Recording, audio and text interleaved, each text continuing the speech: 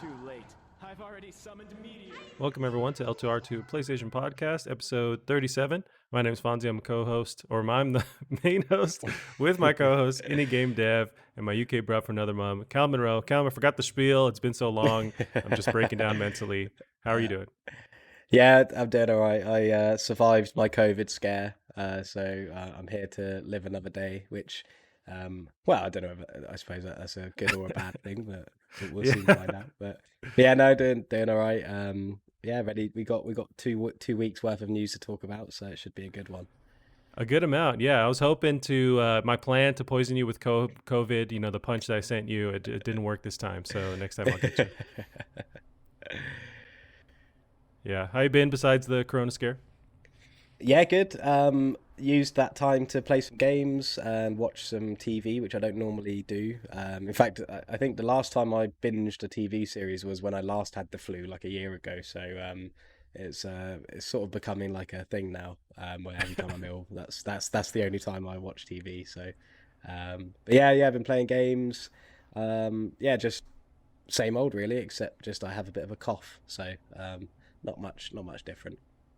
You mentioned not sitting down watching TV. Is that just because you're busy, or it's just kind of like it never works out for you, or you're not the sit down and binge Netflix kind of guy? Yeah, I don't know. Like, I love watching TV series, and I will binge them because of how much I like enjoy watching them. But I don't know. I find it really hard to like. I always feel like if I'm watching TV, I need to be doing something as well because it's like wasted time otherwise. Sure. Until I get hooked. Once I'm hooked, then that's fine. That'll be it. But so yeah, I just find it hard to start a TV series. Which probably harkens to a lot of other things sort of in my life where I just find it hard to start certain things. But yeah, no, I don't know why. It's just something about sitting down and committing myself to series and series of TV. But no, I'm glad I did. I watched The Boys, which I think I only heard of because Amazon's been promoting it and everything, and I saw a little bit of you and Gavin talking about it as well. But at the time, I hadn't seen series two, so I didn't watch all of it. But um, yeah, no, yeah, that was really good fun, and yeah, just been lounging around. That's good. Yeah, it's good to take some time off, and whether you have Yeah, Corona or not, just to take a break yeah, and enjoy all that stuff. Yeah, I mean, with me and TV, it's like usually when we go and we eat dinner and watch something and just kind of chip away at a show. We got through The Boys, mm, and I fucking love that show. It's so nuts yeah, and just yeah, crazy and off the rails, and I just love that they're able to do that. And it kind of, I wonder if it won't get enough credit because it's so wacky and crazy, but at the same time they tackle a lot of like actual real world issues, and especially yeah, with this last one with yeah, like just like racist stuff going on, and the previous season was more like just corporate stuff going on, and it's yeah. just it really reflects the world. It reminds me of The Watchmen. I don't know if you ever read the comic or watched that original Watchmen, but it's the kind of the Mhm. similar level. It's just because they're so wacky, I wonder if they'll get the same praise. Yeah, I couldn't believe how spot on their sort of social commentary was in The Boys. I think that was a big thing, sort of getting me through it as well. Because it's like I absolutely love it, and like you said, I think it's absolutely mental, and it's really good fun, and like the dialogue's great and everything, and the action scenes are amazing, like the Yeah. sort of explicitness, like they just don't care.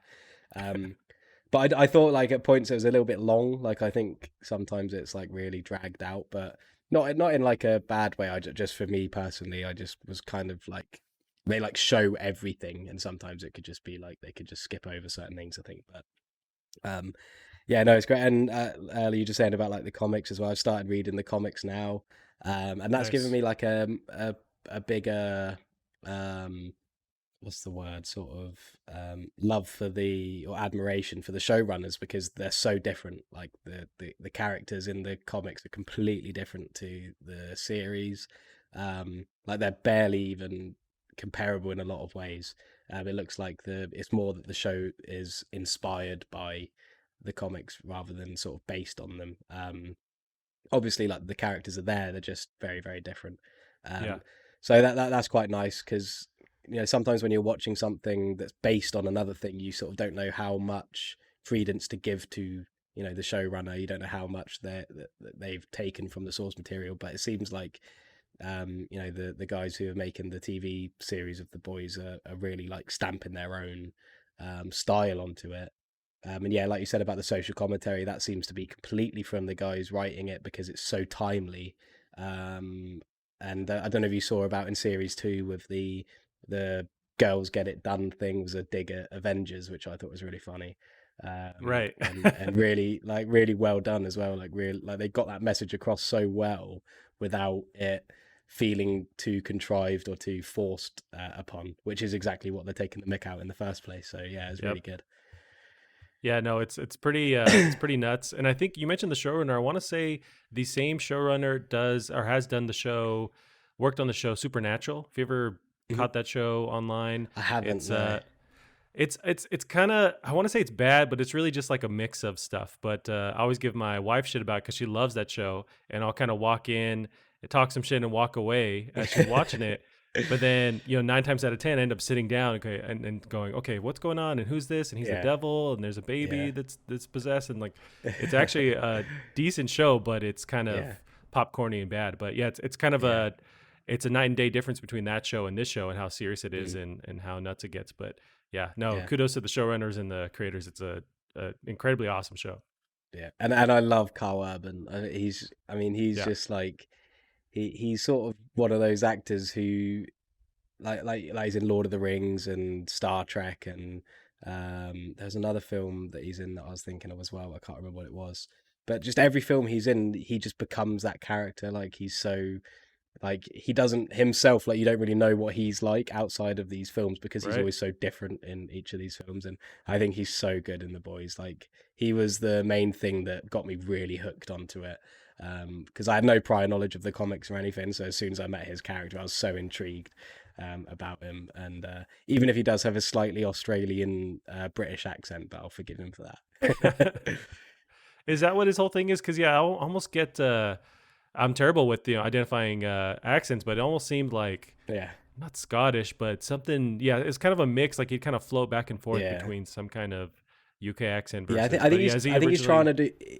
He's trying to do Cockney, I think, but I think I could be wrong. I think he's either Australian or from New Zealand or something. So, and you can definitely hear that twinge on it. But I mean, again, same as you, I'm not like an accent expert, so I could be completely wrong. I just felt but to be honest, I don't really mind that because like the accent he gives him or the voice he gives him is so amazing, and I wouldn't have it any other way. But yeah, I thought it was great, and I loved how his dad was played by the guy who's also in Lord of the Rings, the Denethor, the Steward of Gondor guy. It was cool to sort of see him in it as well.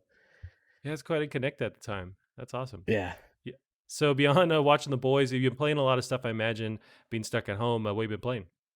I think I'll just stick to the games I'm playing on PS4. I've been playing a lot of Vampire, and a little bit of Medieval, and also some Ghost of Tsushima Legends.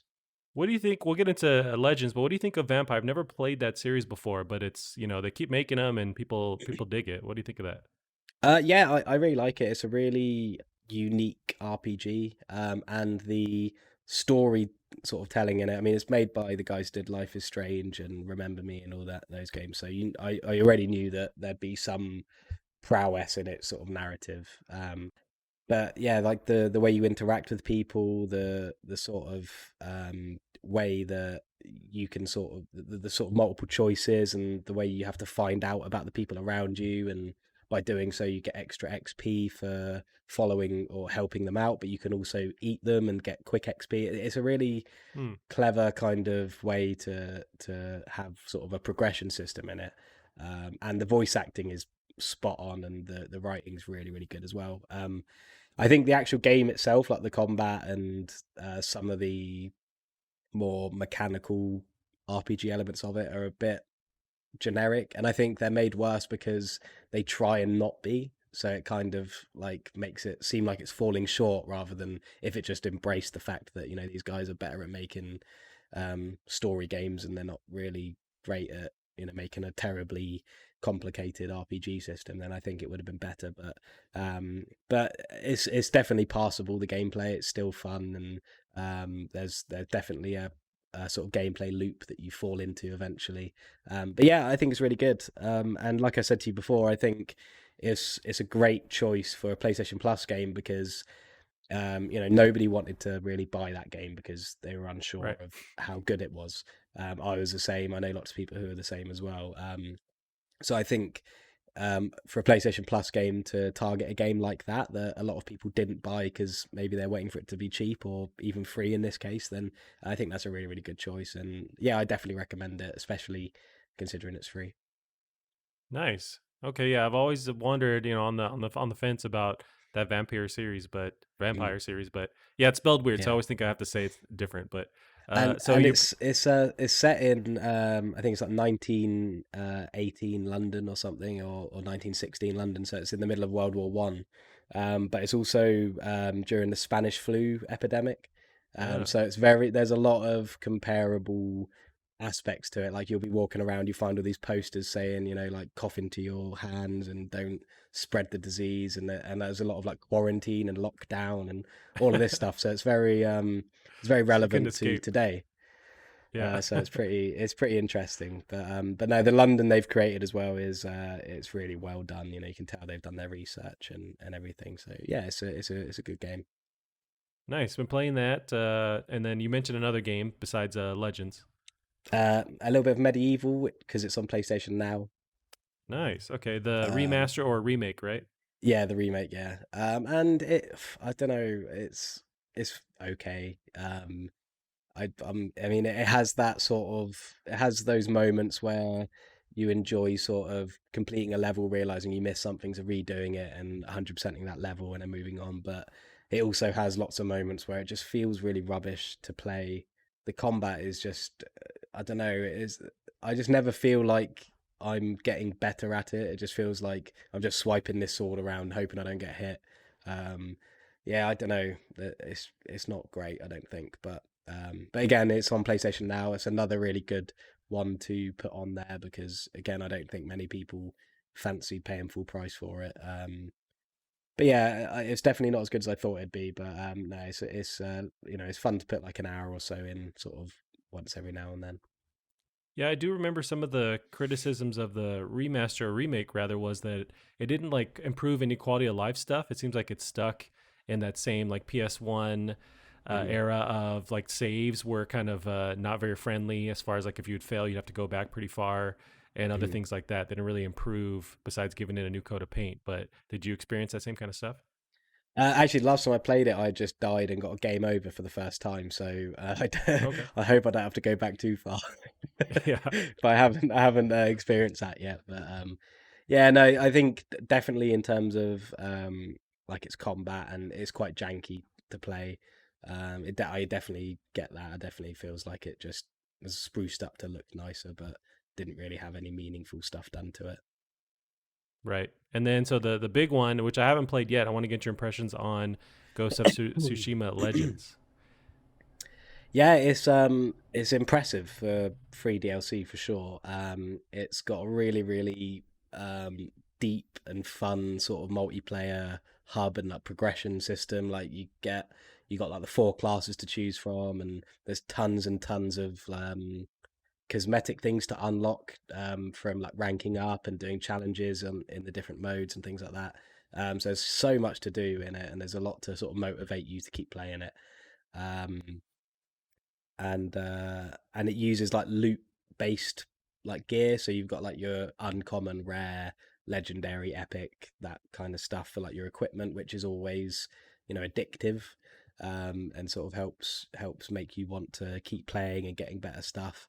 um I think my main issue comes with the story missions they have with it. I just don't find them very enjoyable.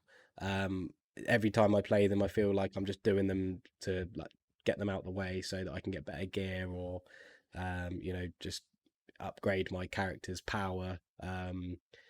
But yeah, I didn't. I think they could have maybe been done a bit better, and it's quite bleak and eerie because of the sort of theme it's gone for. And I just think the visuals suffer from that because Ghost of Tsushima is such a beautiful game with amazing colors, and I think yeah, it definitely suffers from not having that in the new one. But the survival mode, on the other hand, is really good fun. That's great, and that's the real sort of highlight of it. But yeah, no, it's good, and like I said, it's free, and the amount of content and effort that's been put into it is pretty amazing. So Even if I hated everything about it, the amount of effort that's gone into this is mental.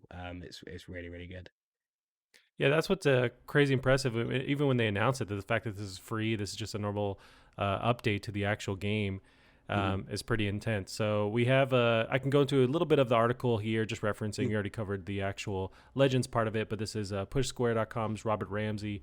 Ghost of Tsushima patch 1.1 is out now on PS4, adds Legends co-op, New Game Plus, and much more. So in addition to Legends, we got so also added is New Game Plus, which allows you to start the game over with all of your skills and equipment from a previous playthrough intact. It also adds new cosmetic items and super powerful charms. Sucker Punch has also confirmed that Ghost of Tsushima will be playable on PS5 on day one via backwards compatibility, and PS5's Game Boost will allow for the game to reach frame rates of up to 60 frames per second. Also in the news, this was just yesterday, a new job listing on the Sucker Punch website was just posted looking for a narrative writer with a desire to write stories set in feudal Japan. So I think Sucker Punch is really going forward, I imagine, with the sequel full force, and just going, rather than going back to Infamous, they're just going to the next sequel. Have you jumped into the Game Plus mode? Or are you kind of finished with the campaign, and really, if you're going to try anything, it's going to be Legends? I think I will play the New Game Plus actually, but I think I'm going to wait till the PS5 just to as an excuse really. Just because there's, like you said, like there's new cosmetic things which in a game so aesthetically pleasing, I think is actually a big thing with Ghost of Tsushima. So yeah, and there's multiplayer things to unlock from doing New Game Plus as well. So Hmm. yeah, there's a lot. They've sort of really encapsulated everything together really well to sort of convince me to give it another go. Definitely. You do think it's a good bet? It's a safe bet for Insomniac to or not Insomniac to for Sucker Punch to just start working on the sequel.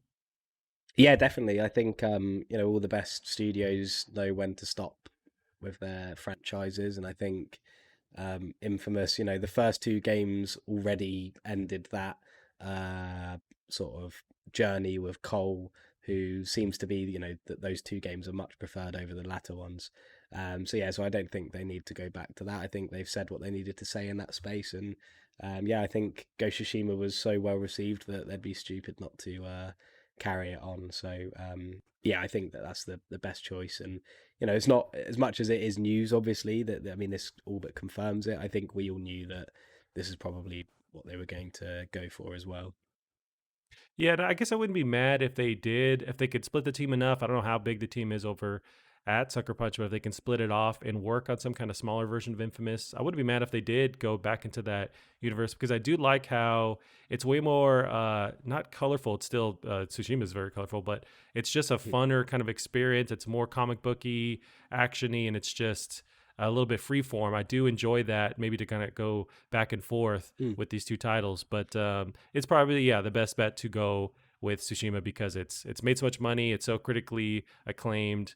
I want them to kind of dial in and work on the criticisms with the original Ghost of Tsushima, and improve those going forward. But if they ended at the end of the day, if in the 2 years from now they actually have a new entry in the Infamous franchise, I would be mad at it.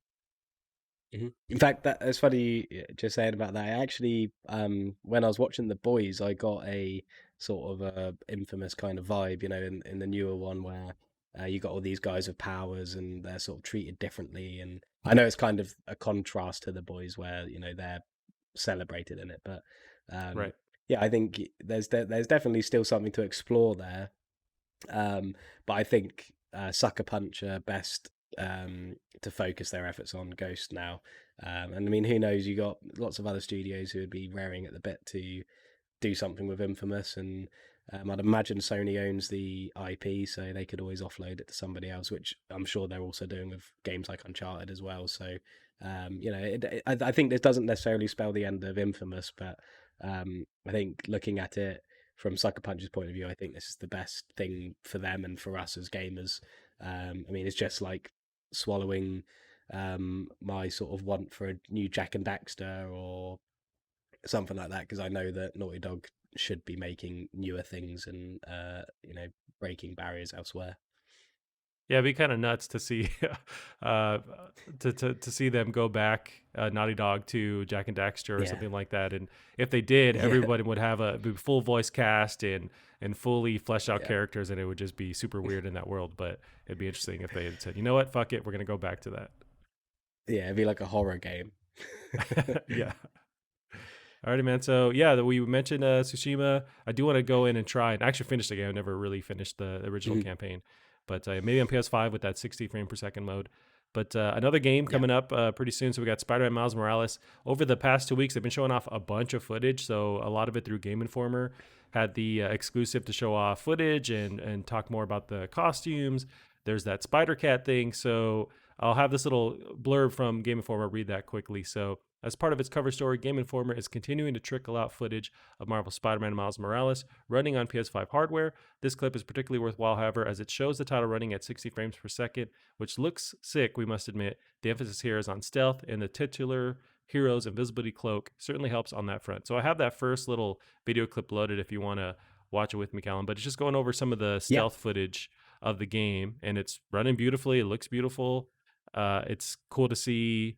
I imagine that was going to be the focus with Miles because he has that stealth ability to use that to give Mhm. you that sneaky leverage. Because I know I Yeah. found on the original Spider-Man on PS4, I would try to be sneaky and then I'd eventually just get caught and just have to just fight Yeah. everybody. But I like that you Yeah. have that invisibility mode. Yeah. Yeah. I think it looks really cool, and um, there's something I don't know. There's something about it that it does look really great, but there's just it was the same with the original Spider-Man. I just don't think the combat's anything too special, Mm, and so I don't think that this game's going to break any or raise any bars in terms of its gameplay or anything, because I don't think there's anything inherently impressive about the stealth in this game, but it does look amazing, and running how it does, and all the new suits that they're showing off, and everything, and of course the story, which everyone agrees was the sort of surprise hit of the original sort of Spider-Man game. I think they'll be really great to see, and but yeah, I think that these gameplay moments, I just find it hard to be too impressed by them, personally. gotcha. I guess I'm a little bit different on that. Where the last Spider-Man, on PS4, I really dug going through, especially in the later half of the game, the challenging missions where you'd have to just really like literally juggle enemies, where you'd be Mm, zipping through in the air, fighting them, dodging grenades, throwing it back at them, and just kind of the combat in itself was really fun for me to just navigate and juggle everybody in the air, and I had a lot of yeah. fun doing that. It was kind of hard to master it to where you're really quickly having to cycle through enemies and know what you're doing. But I did have a fun time doing that. So I'm Mhm. assuming, yeah, that all that is carrying over. The stealth parts, yeah, weren't as fun. But it was really when you had just a bunch of enemies on you. That's where it was Yeah. really cool to just. It was making me sweat, just like keeping everything going and Yeah. and keeping track of everything. Yeah, yeah, I think the combat is fun, and I think that first gameplay we got on that bridge, I think that, like you said, it showed the franticness of how the combat could get in the original as well. And yeah, I think I agree. I think that is good fun. Um, I just think that, especially with next gen, when you're looking for innovation, I think most of the innovation is going to come in the visual side and the performance side of it. And I mean, sure, it's going to be a great game, I'm sure, but yeah, I'm just not sure what they're going to do to maybe um, you know, put this above a cut above the original in terms of its gameplay, but maybe that's why it's being treated more as a standalone experience than a fully fledged sequel as well. That's true. They did release another tidbit. So, Spider-Man Miles Morales will not have any playable side characters. So take a slow ass hike, Mary Jane. So we're not going to have those moments where it kind of really derailed the flow of everything by having you sneak around as a normal human being and not I able to do forgot about anything. those bits actually. Yeah, I it was completely when forgot those bits you were happened. Mary Jane and you were Miles before you had power. So now it looks like Yeah, it's just Miles, and you are dealing with the normal side of combat and not having to deal with yeah, that side. I did not enjoy that. yeah. Yeah, no, I think that's good. I think that's an example of it's same with Uncharted 4. When Lost Legacy came out, you saw them cut a lot of things from the from the full game because it's sort of their way of showing they've like honed in on certain things, polished it up, and got rid of the things people didn't enjoy. Because yeah, As much as I forgot about that, I do remember now lots of people expressing that they were the worst parts of the game and didn't need to be there. So it looks like they've listened and taken them out for this. Now, have you seen footage of the spider cat? They've been showing that off as well. Your little spider companion, and so sort of like God of War, where you can mid combo, it will do some kind of maneuver and at least paw at like an enemy in your backpack. Yeah, I saw some sort of little gifs and things on Twitter, and that looks like a cool little addition. Yeah, it's stuff like that where they're just really fully fleshing out the world. Of course, it's like a bodega cat, which is hugely popular in New York, where all these little corner stores have a cat that's just kind of hanging out. And so, just to pay homage to that, you have this little cat that can go on adventures with you and has a cool Yeah. little Spider-Man mask on it. And I need to find one for my little dog so I can also walk around town with the same setup. You need the Spider-Man outfit as well, though. You need to be in that with the backpack and everything. It might be a little tight on me. If I could make it an extra large or something, I could make it work. But yeah, no, stuff like that. It's just I can't wait to play this game. I'm really excited for. I guess I didn't expect them to add this kind of stuff, but they're really going for it and almost more of a sequel kind of vibe where they're just fleshing out the world more than they did in the last one. Yeah, and I think that's important. I think considering the scale of the game, being slightly smaller, and I mean, I know it's still going to be big and probably bigger than a lot of other fully fledged games, but I think it's important that they focus on the details, especially showcasing the next gen stuff. You want to get that feel for a real, living and breathing world. So yeah, I think you're right in sort of saying how they fleshed out the world. I think that's an important thing to focus on. Now, another tidbit they just released yesterday as well. Insomniac recently confirmed that three, excuse me, of the new Spider-Man costumes included in the PS5 remaster will also become a free download for owners of the PS4 original game. So they're adding at least three of those new outfits to that base model of the game, which is dope. I like to see that they're giving some kind of leeway to original owners and hopefully it's enough to kind of get people who are on the fence to maybe get that new one. And it's on PS4 as well, so there's really no hurdle in the way. Yeah, yeah. Nice. So yeah, we got a lot of PS5 or Spider-Man PS5 information, and it was also released last week. So the PS5's UI was showing off, and it's a pretty lengthy video. We can scrub through it, but I was going to show off or really touch on some bullet points from IGN. They kind of nailed just the bigger changes that are happening. So this is PS5's UI, the 5 biggest game changers. Jonathan Dornbush over at IGN. So there's a couple of them. There's obviously 5. I just mentioned that, but speed is the first one. So PS5's UI looks fast. Jumping into a new game is immediately faster on the PS5 than it is on the PS4. Of course, there's the question of whether or not having a bunch of applications running in the background affects this, but at least fresh out of the box, it looks fast as hell. We can go bullet point by bullet point on these updates, but what did you think watching through this UI showcase? It was a long time in the making where we needed to see this, and we finally got it. But how'd you feel watching it? Yeah, I didn't. I haven't watched all of it. I just sort of scrubbed through it, just to sort of kind of get an idea for it. And yeah, I think it looks really nice. It looks really clean. Um, I think the only thing I mean, it might just be me not understanding it quite yet, but I don't really. It doesn't seem like whatever theme you have or whatever background you have will have much agency on how things will look, because it looks like whatever thing you're hovering over will straight away take over your background, which is probably the only thing, only negative I'd personally say. I don't think it needs to, take over so much. And again, I might have misunderstood how that works. Um, but no, it looks I, really cool, and I like the sound of getting new avatars and banners for trophies as well, which I think should have been done a long time ago as well.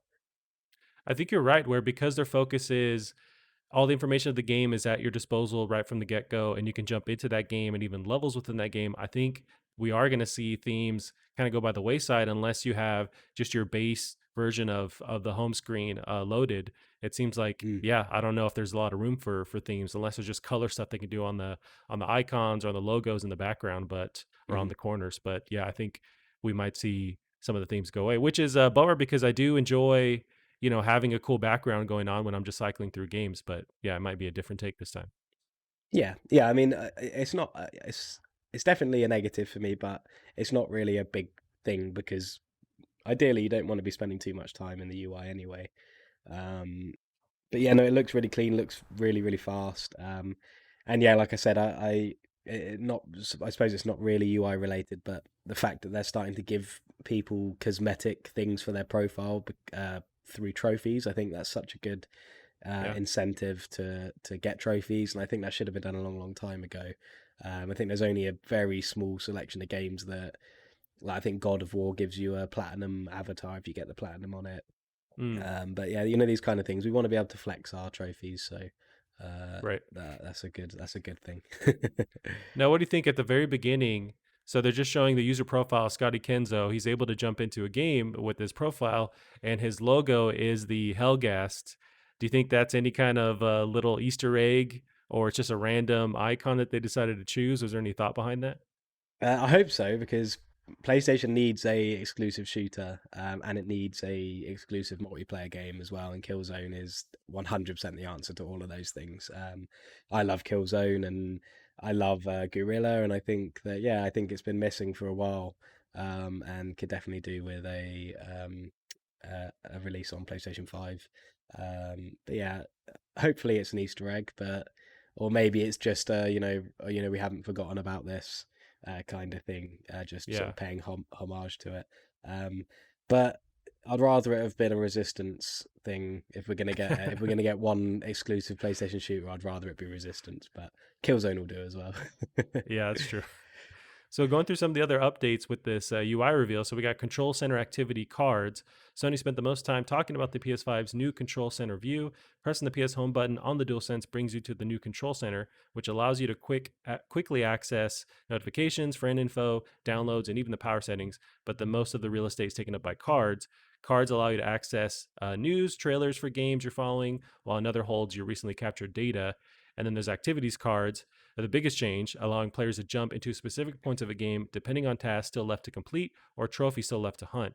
Individual games will even recommend activity cards based on tracking your progress. That's pretty dope, and that's just a power or a testament to the power of the SSD, where you can just jump Mhm. into specific levels and tackle stuff you haven't done yet. That's pretty awesome. How do you feel about having that quickly available, where you can just kind of toggle and jump around? Yeah, I think it's cool. I wonder how it'll work with multi-platform games, because I'd imagine that for the PlayStation exclusives, this will probably replace menus and main menus and things like that.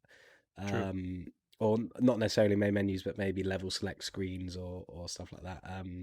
So yeah, it'd be interesting to see how it works, because that's very different to what we're used to. But no, it looks cool. It looks nice. It looks easy. Easy to understand. So yeah, I think yeah, I'm excited to try it out, and maybe, who knows, in a few months we'll hate Right. it. So some of the cards also give you an estimate based on the PS5 in the background. It's giving you an estimate on how long it'll take you to complete whatever task is showing you.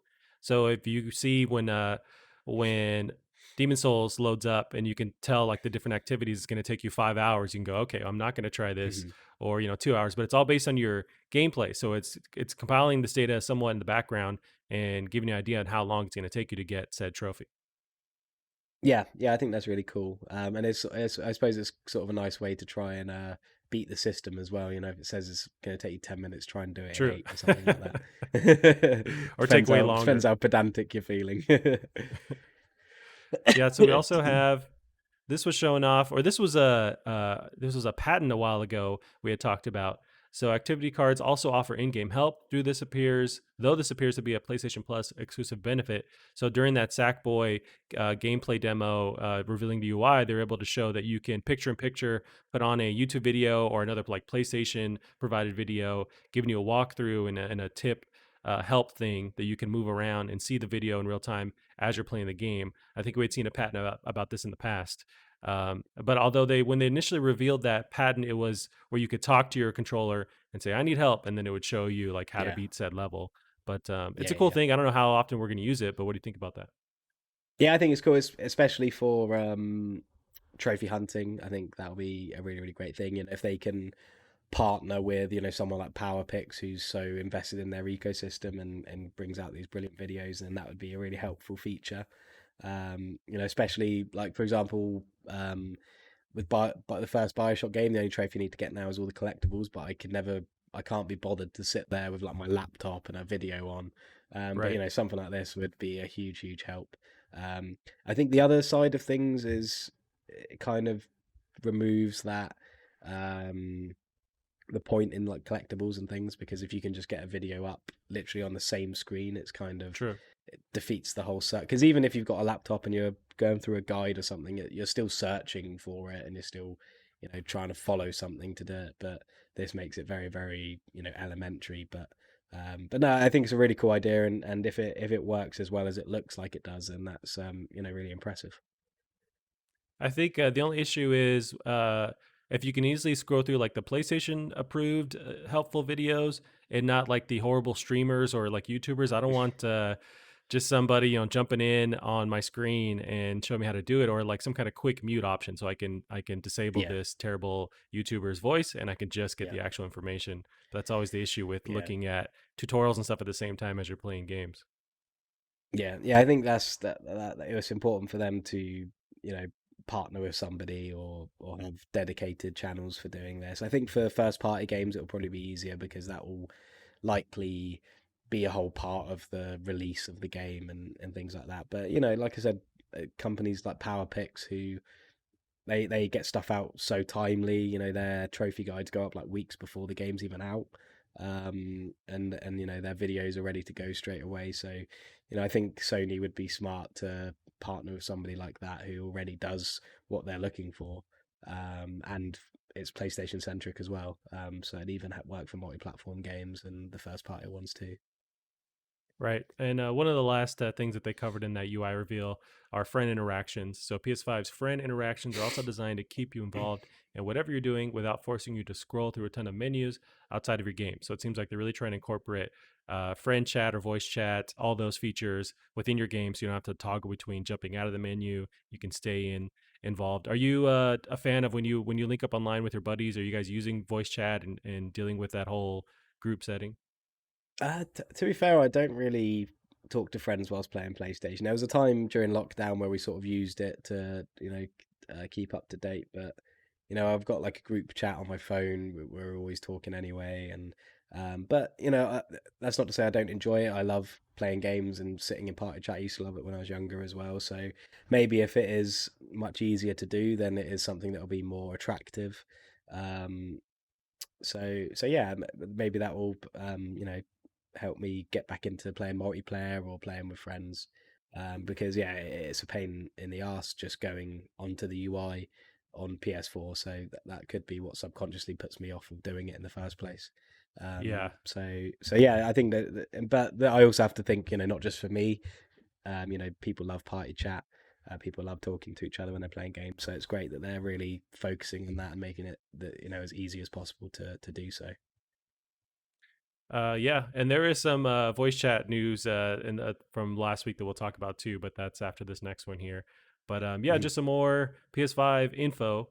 So this is going forward. The PS5 fan will be cleverly optimized over time via the over-the-air update. So this is just kind of an interesting little thing that they released recently. So this is Adam Vajestica at TechRadar.com. Sony has said it will optimize a PS5 fan over time via online updates, which should keep the system running cool.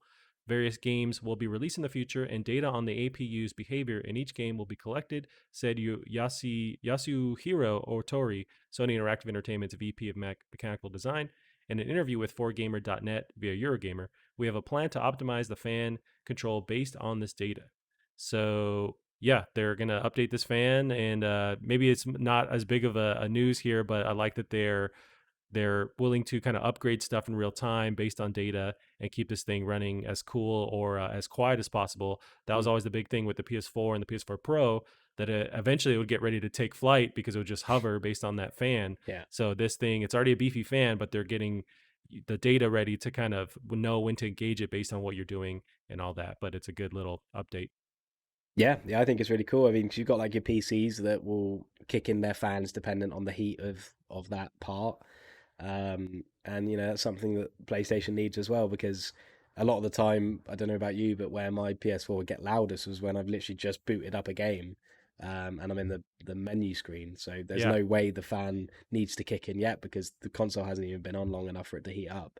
So that's really cool. I think that's a really, really great thing, especially on a game by game basis, to be able to realize what parts of a game affect the components, and when to turn it on. It would be great for energy as well. It'll be very energy efficient. um yeah, it's really interesting, and you never know. Hopefully, that data that they're collecting on these games and how they affect the APU will help them develop games as well, make them more friendly towards components, and stop making them so hot all the time. Yeah, I never forget playing through Death Stranding. The game is open world and crazy beautiful, and the fan would never really get loud at all. But it was when I went into the little hub world where it's just that one room it has to render, that's where it got the loudest it's ever been in my life. So yeah, it's just very strange. But Yeah, well, hopefully this will help kind of curb that stuff from happening. But yeah, it was a cool yeah. little tidbit. And then also, this was just to put into context, really. So we're 3 weeks away from PS5, but you may be able to get your hands on some accessories ahead of the console's November 12th release date. Sony quietly updated the release dates for many of its PS5 accessories on the official PlayStation Direct store with a new October 30th release, 2 weeks prior to when PS5 consoles will hit store shelves. So most likely, if you ordered an extra controller, it's going to get here before your PS5, but and all the other different accessories. But also that reminds me that we're 3 weeks away from this thing releasing. It's been a pretty wild ride. It's been nuts to finally be this close, and it just kind of caught me off guard. That's really just 3 weeks away. Mm. Yeah, it's really, really close. And I feel obliged to mention again that we get it a week later, so that's very sad. But no, it's still very close. And yeah, I can't wait. I still don't have one, so I think I'll be camping outside a store the night before. But I'm sure I'll be able to get one, hopefully. And if not, I'll just have to kill a child and take his. Yep, that's always the last decision to make. But yeah, I wonder. I'm hoping that they have allocated stuff that they have stuff on reserve that they can open the last week, or it's only for launch, or you can still try and get one online, so you don't have to wait in line physically. But Mhm. yeah, I'm hoping that they kind of open that up in the next coming weeks here. But same with Xbox. Like, there's no once they did their initial pre-order, everything was really locked down after that. So it's all just left over for the launch date. Mhm. So hopefully. But in America, because we're the greatest state, we're getting there early, and I got mine ready to go. So I just got to do is sit back and relax, and it's going to be delivered by uh, Yoshida himself. And so, It's going to be delivered by an eagle. yeah, yep, Hulk Hogan and an eagle. Alrighty, Caleb. So we mentioned the voice chat news. This kind of blew up the internet, and people got a bit angry as they do. But there's a bit more to it than initially was released, and this article is also very clickbaity. But we'll get into it. So Sony will let PS5 owners record their voice chats and snitch on fellow players. This is Jay Peters of TheVerge.com. Some PlayStation 4 users who downloaded the latest 8.0 update got an unwelcome surprise this morning. Their console informed them that Sony had the right to record their voice for moderation purposes. Initially, the update's release notes contained no mention of voice recordings, but at some point today, Sony clarified what the messages meant in an update to its official blog post. Voice chat recording for moderation is a feature that will be available on PS5 when it launches and will enable users to record their voice chats on PS5 and submit them for moderation review. The pop up you're seeing on PS4 right now is to let you know that when you participate in a chat with a PS5 user post launch, they may submit those recordings from the PS5 console to SIE, Sony Interactive Entertainment. In theory, anything you say in a voice chat could be sent to Sony without your explicit content or consent, but the feature could also be a useful tool to help people report bad party members that may be harassing them. So in this explosion of anger, Sony actually clarified their stance on it. Sony further clarified the PS5 voice chat recording and reporting feature, which locally caches the last 5 minutes of party chat audio. This feature will not actively monitor or listen in on your conversations ever. And they even went further in a recent Twitter post saying, "We're hearing feedback and we'll update you and let you know what they decide." I don't know if they'll roll back this feature, but how do you feel about this feature in general, the ability to record these voice chats and send them to Sony? Yeah, I think it's a good idea. I think the people who have a problem with that are probably people who are assholes to people online. So Yeah, I have no issue with that. And I think people have this weird thing where they think everyone's listening in all the time and all of this. And I mean, it's probably mostly down to the fact that these privacy things are worded in a certain way just to cover themselves. right. Um, but it makes sense if you want to be able to report somebody for something they said to you, then PlayStation need to have something in their privacy policy saying that sometimes your voice will be recorded. That's just how it is, surface level, and then people just take that line, take it out of context, go, "Oh, PlayStation listening to what I have to say." It'll be the same with literally every single console, and it'll be the same with Discord, everything. If somebody on Discord could screen record the app and listen to your conversation and send it off to Discord, and I'm sure they've got something in their privacy policy saying that that might happen. It's just, I think PlayStation were quite public about this. The fact that they always put their patch notes in their updates and things, and I think people just took it out of context um, and yeah, just turned it into a big worry fest. But yeah, I think if you have a problem with this, then you're probably just a bell end. Yeah, I mean, same thoughts here. Really, this is a positive feature because, the internet in general is synonymous with people being trolls and being assholes. Mhm. So the same thing is going to happen on video games on voice chat. So if you can stop someone from sending you terrible messages and actually have proof of Mhm. it, then that's good. It only helps consumers. So I'm not sure why people were actually angry. I think they didn't read into the details. No. Maybe they assume, yeah, Sony just has an open mic on all the time and Yeah. it's listening to your Yeah. deepest, darkest secrets Yeah. and you waiting to And overthrow the government. Like, it's not really yeah, listening and for do that. It's these just people think that they're so important that Sony has employed somebody to listen right. into exactly what they're like? Do they know how many people play PlayStation at once, like every day? Like, do they really think that they employ people to listen into what you're saying at all times? It's ridiculous. But no, I think it's a helpful feature for those who need it, and but you do have to remember that snitches do get stitches, so just bear that in mind when you're reporting people.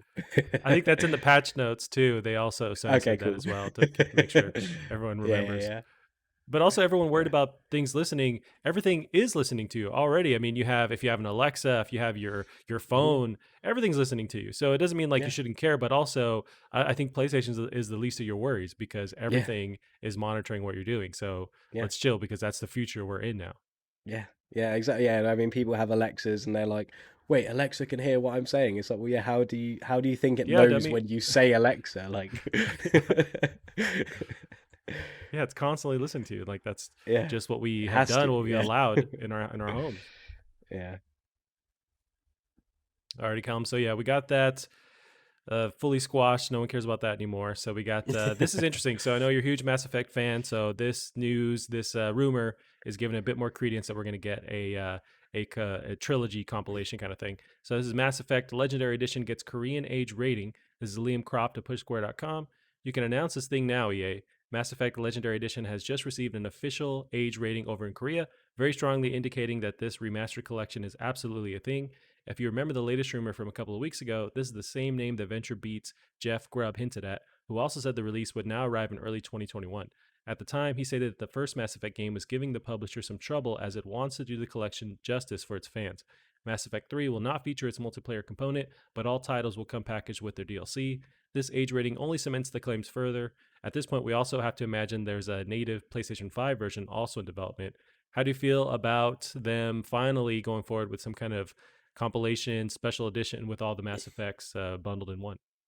Yeah, I'm really really excited. I imagined the first Mass Effect game would give them trouble because it's absolutely horrendous. But hopefully they'll make it a bit better and more playable. But yeah, I mean, as you know, I played the three games for the first time quite recently, or all of them anyway, sort of through to the end. And yeah, I think Mass Effect 2 was the only one that I played on PC that didn't have any issues. Mass Effect 3, it was almost like it was an older game than the second one, so uh, it definitely needs this, and they're amazing games. So it has to be done so that people can experience them, or people can re-experience them in a better way. And I didn't play the DLC, which I've heard absolutely brilliant. So for it to come packaged with that as well, that would be excellent. So yeah, I mean, it's a great thing. It's always nice to see these games that have been stranded on PS3, like Resistance as well, that need these legacy editions. So yeah, exciting stuff. And if it's going to come out sooner rather than later, then that's just another great game to look forward to. Do you think it also maybe it's worthwhile to remake these in that Andromeda engine from the ground up, or is it better to just do a quick remaster? I wonder if I imagine it'd be way more expensive to do that as well. Mhm. But if it would just look and play better if you were actually upgraded with a newer engine rather than just put a fresh coat of paint on them. I'm not sure what they're doing behind the scenes, but is Mhm. there one you would prefer? I think Mass Effect 2 and 3 look fine. Again, playing it on PC, that would probably be the sort of I suppose at least it'll be that good in the Right. remasters. And yeah, I don't think they need too much done to them. Aside, I mean, and if they were to get anything else, they'd have to completely redo them. And I think the games are just too big for that.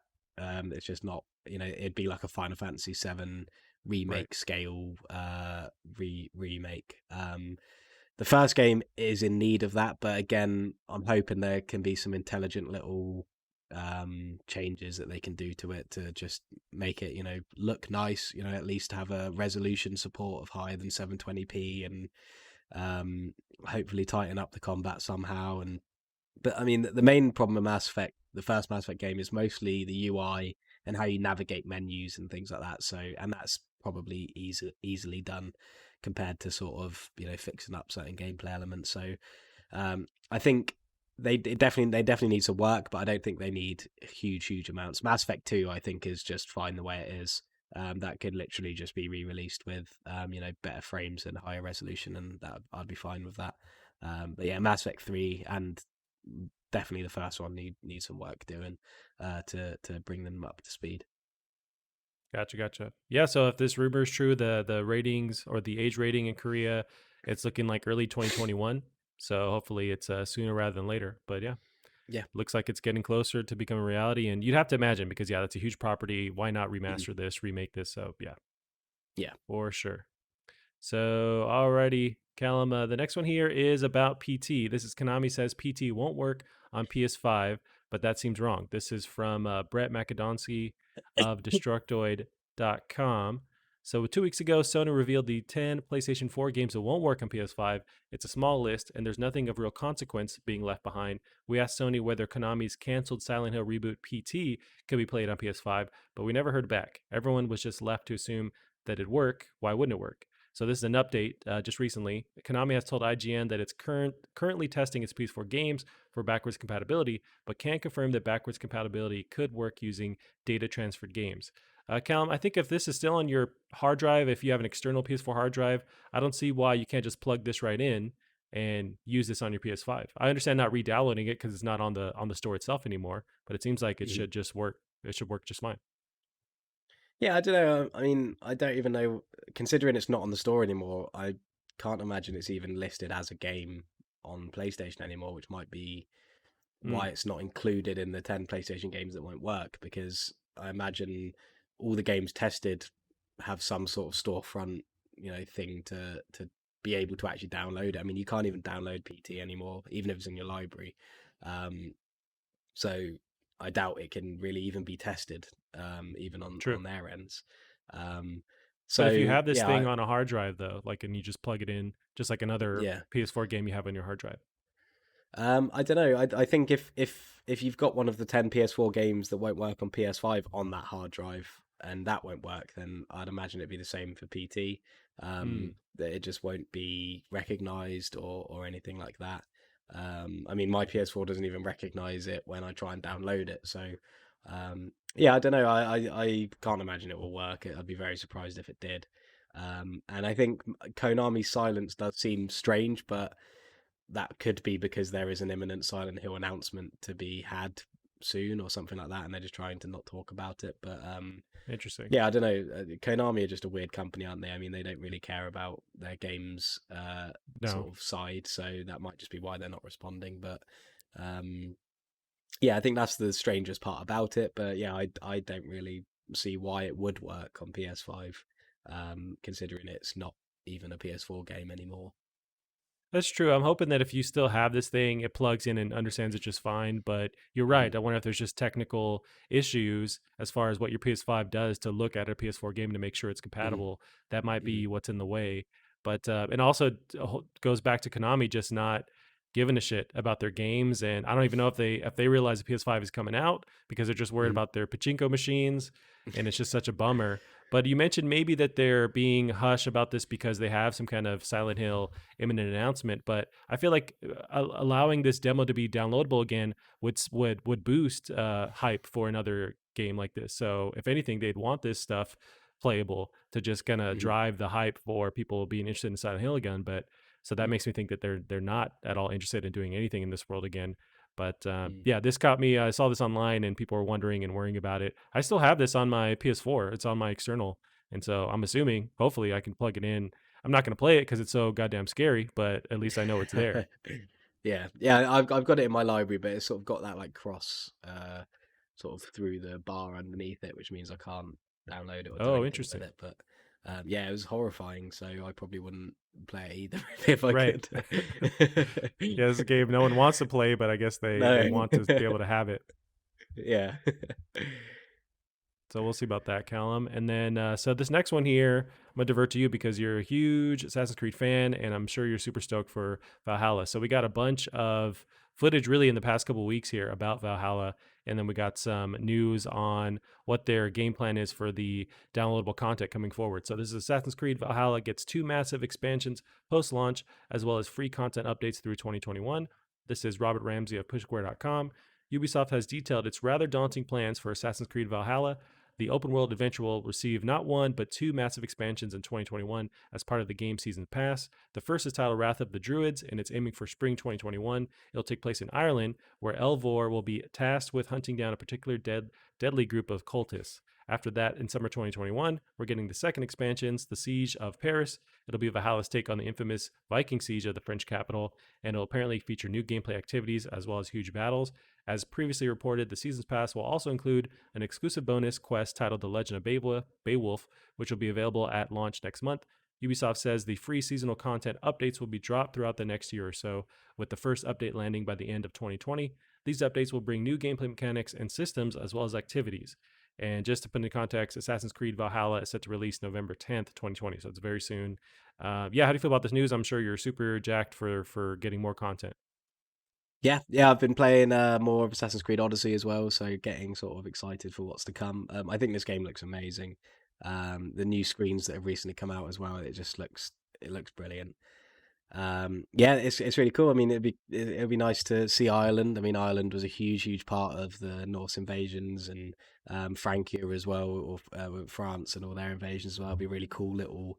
It's a way of sort of exploring those other areas without having to make it Odyssey style big, because I think before they sort of reevaluated the size of these games, Ubisoft, I think they probably would have just included all of them in one big map, like they did with Odyssey. So Yeah. yeah, I think it's cool that they're just keeping an eye on the size of this game, creating some decent expansions, because these expansions will let them really explore those places as well as if they're their own sort of maps. So yeah, really exciting. Um, yeah, really excited for it. Now, one of the DLCs, they're also touching on going to, so is it the Wrath of the Druids? Takes place in Ireland, where Elvor will be tasked with hunting down a particular deadly group of cultists.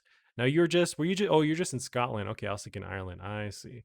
I was thinking if you can kind of see if they're matching some of the places you went to, but you were not there. You were in Oh Scotland. right, yeah, yeah. No, I've never been to Ireland But actually. It's somewhere I really want to go, but ah, yeah. But the fact that they're really covering all of, or the specific areas in Europe where they're touching on that historical nature and bringing those classic stories to life, it seems really cool. There's one event, and you'll have to help me if this is an actual event that happened, but the Siege of Paris. It'll be Valhalla's take on the infamous Viking siege of the French capital. Is that a legit thing that happened in real life, and I just don't know about it? Yeah, I think the Siege of Paris was a real sort of event that happened. Ah, I don't know a huge amount about it, but I've definitely sort of heard of that before. So yes, that'll be interesting. Again, I'm quite glad that I don't know much about it, because hopefully Assassin's Creed will teach me history, yeah. or at least some form of it. Uh, but yeah, no, it's really cool. Again, I mean, my favorite thing about Assassin's Creed, or the new Assassin's Creeds anyway, is the way they visualize these places, and they put so much research and time, and like there's so much environmental storytelling that the more places the better. But like I said, I'm glad that they're sort of separating it, because I've put about 30 hours into Odyssey now, and I'm starting to get that. I think I saw someone describe it like it's as large as an ocean but as deep as a puddle, which I am starting to feel with Odyssey now. I love the setting, Okay. and again, the environmental storytelling is amazing, but it does, gameplay wise, it gets to the point where you're like, I'm just doing the same thing over and over now. So that's why I think by splitting this up, it's going to be really good. And Ubisoft have already been really vocal about how they're changing the way that they design these games, and to make them not feel as empty, and really put a lot of detail into it. Yeah, they mentioned they're going to keep updating the game with gameplay mechanics and activity systems and activities as well. So I'm hoping that they add enough to kind of keep refreshing the gameplay, so you're not experiencing just what you mentioned, where it's just not very deep or it's repeatable. Yeah. I keep getting blown away. I initially wasn't as blown away when this was showing off. It just seemed kind of like almost like a current gen game, but seeing the actual next gen footage, it looks insanely nuts, just super beautiful, running really fluid. Do you think, assuming you can get a PS5 like right at launch, do you think this is something you'll play on PC or PS5? Oh, definitely on PS5. I think because of its setting, I'll be more inclined to see it through. I mean, with Odyssey, I'm not too bothered if I don't finish it in time. I'm just glad that I got to understand the mechanics, and see at least the world that they created. But with this, I mean, I love this setting, that I'll definitely want to try and go for the platinum. But also, not just because the PS5 is going to be new and I want games to play on it, but also with the loading times, it's going to be a huge game changer for me. With fast travel having sort of no loading times between that. And yeah, I think the loading times is the main attractor. And also, I don't have to worry about messing around with settings, because the PS5 will just automatically Right. adjust everything so that it runs how it's meant to. So I don't have to faff around with changing things and then worrying that maybe I could put it up a little bit more, and all this stuff. So yeah, I have that definitely same getting the bug now PS5. playing on PC. That Yeah, same thing in the back of my mind. It's like, oh, if I bring this down and I do that, and yeah, it's kind of it's annoying because you have so much control now, but I just end up stuck in the menus for yeah, half the time I'm playing the game. yeah. I've got to say though, Odyssey runs far better than Origins did, and it looks a lot better as well. Hmm. So I mean, that's all down to optimization, because especially of Assassin's Creed games that are clearly console ports. Um, Odyssey's much better optimized than Origins is, and yeah, I get really good performance there. So I'd imagine Valhalla would probably perform fine. But yeah, I mean, it's just so much easier on console, isn't it? Right. Much easier just to jump into the game. Gives me an excuse to play on the new hardware. And yeah, the lack of loading times is going to be a huge deal breaker for me as well. Yeah, I'm pretty excited for this. I don't know if I will be jumping on this day one. I think for my first PS5 game, it's going to be Spider-Man, but this will definitely be in my radar. There's a lot of just Mm. like lengthy games coming out this November, whether it's Cyberpunk, it's Valhalla, you got Spider-Man in there. So many that are just like these open world, really time consuming games. So it's going to be tough to juggle these. But I guess we got all the time in the world, really. Yeah. Nice, Callum. So that is coming out. Cannot wait. We're 3 weeks away from PS5. Also, cannot wait for that. That's it for us this week, Callum. We can end it there. Where can they find you online? Twitter at Bear Monroe is probably the best place. Awesome. And you keep up with the show as well on Twitter at Plastic Art Pod. That is it for us this week. We'll see you guys next week. Bye bye. See you later. You're too late. I've already summoned Meteor. Okay, let's go.